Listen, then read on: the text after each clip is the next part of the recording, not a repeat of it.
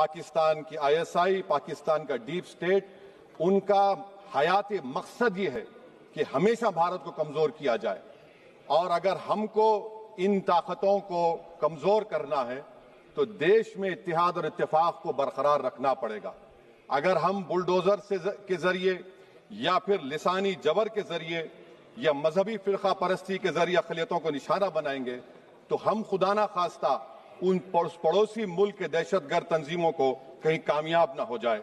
Madam, मैं आपके सामने ये भी कहना चाहूंगा कि इत्तेहाद और इत्तेफाक इस मुल्क में जब मजबूत होगा तो हमको बैनुल-अक़वामी सतह पर दिखाने की जरूरत नहीं पड़ेगी। मैं आपकी तरफ से हुकूमत से चंद सवालात करना चाहूंगा कि वजीर आजम ने कहा कि खून और पानी एक साथ नहीं बह सकते, आतंकवाद और बातचीत एक साथ नहीं हो सकती। तो मेरा सवाल आपके जरिए से वजीर आजम और हुकूमत से यह है, फिर जिन इंसानों को बैसारा की वादी में मारा गया था, क्या आपका ज़मीर इस बात की इजाजत देता है कि आप ट्रेड बंद कर दिए, पाकिस्तान का एयरक्राफ्ट हमारे एयर स्पेस में नहीं आ सकता, उनकी कश्ती हमारे पानी में नहीं आ सकती, ट्रेड खत्म हो चुका है डायरेक्ट इनडायरेक्टेड, आपका ज़मीर जिंदा क्यों नहीं है?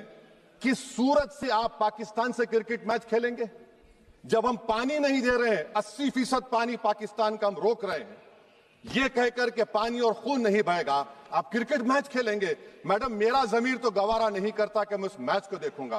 क्या इस हुकूमत में इतनी हिम्मत है कि उन 25 मरने वालों को फोन करके कहे कि देखो हमने ऑपरेशन सिंदूर में बदला ले लिया, अब तुम पाकिस्तान का मैच देखो?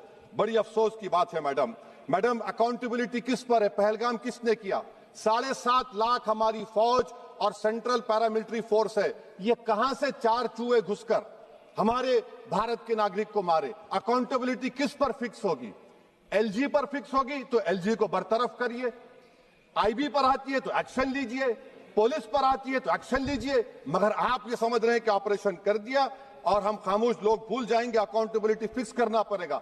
मैडम, डिटरेंस आपकी क्या है? आपने सर्जिकल स्ट्राइक किया, आपने बालाकोट किया, फिर ये पहलगाम हुआ, तो आपकी डिटरेंस की पॉलिसी नाकाम साबित हुई, कश्मीर की पॉलिसी नाकाम साबित हुई, 370 हटा दिया आपने एक रियासत को यूटी बना दिया और उसके बावजूद भी दहशतगर्द वहां पर पहुंच गए। तो और अफसोस मुझे इस बात का होता है मैडम कि पाकिस्तान को हम जानते हैं, पाकिस्तान और इजराइल इस पूरी दुनिया में एक फेल्ड स्टेट है और पाकिस्तान के आर्मी चीफ को, जिससे हमारे स्ट्रेटेजिक रिलेशनशिप, इसको अपना दोस्त कहते हैं, उस देश का प्रेसिडेंट उस शख्स को बुलाकर खाना खिलाता है अपने साथ जिसके भाषण से हमारे लोग मारे गए थे। तो क्या आपकी खर्जा पॉलिसी कामयाब हुई? आप देख लीजिए। अच्छा, हमारे देश में एक ऐसी तंजीम है जिसका वजूद नफरत की बुनियाद पर और मजहबी अज़वियत को फैलाने के लिए बनाया गया, उनको तकलीफ है सेकुलरिज्म से, सोशलिज्म से, मगर हमारे संविधान के प्रियम्बल में लफ्ज सॉवरेन है।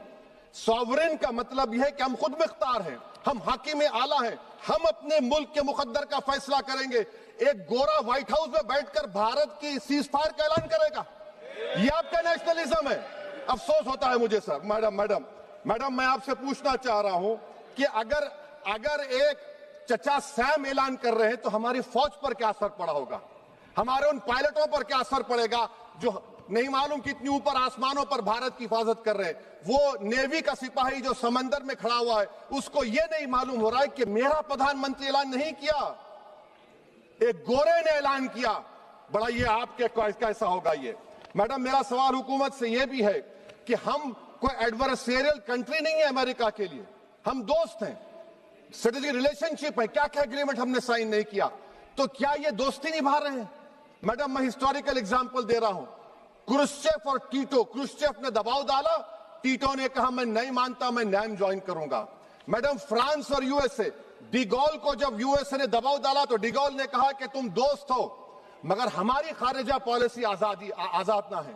मैडम, वहीं पर आप देखिए गुजराल साहब, जिसको कहते सबसे कमजोर थे, वजीर आजम थे, उन्होंने बहादुरी का मजारा किया, रिफूलिंग करने नहीं दिया। वियतनाम 20 साल यूएसए से लड़ा मगर झुका नहीं, और हम उनको बोल भी नहीं पा रहे हैं, उनको बोल भी नहीं